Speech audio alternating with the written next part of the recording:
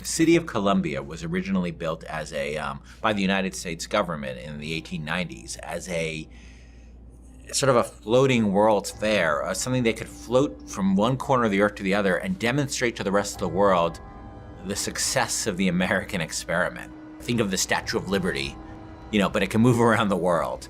And what happened was there was a power struggle within Columbia.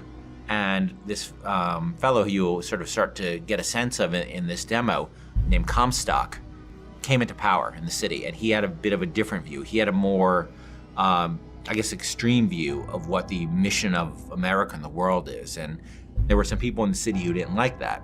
And that group was the Vox Populi.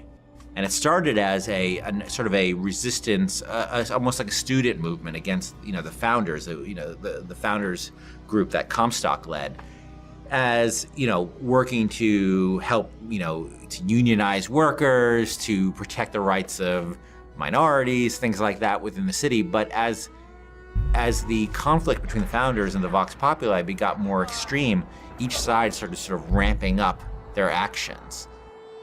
And by the time you get to Columbia and you'll see the Vox Populi in the demo, the conflict is pretty extreme, and both sides have a bit of an attitude of, well, as long as we win, nothing else matters. And you encounter the founders last time and sort of got a sense of the dark side of them. And this time you'll encounter Daisy Fitzroy, who's the leader of the Vox Populi. You'll hear her speaking, you'll see her people at work, and what they're doing is they're essentially cleansing a portion of the city, moving the founders out of a portion of the city, a rich part of the city, and coming in themselves, and it's not a pretty picture to behold. Sons of bitches! Monocle, what am I gonna do with that? Best if we don't draw attention to ourselves. Hey! It's just a postman. He didn't hurt anybody. It's DeWitt! It's DeWitt!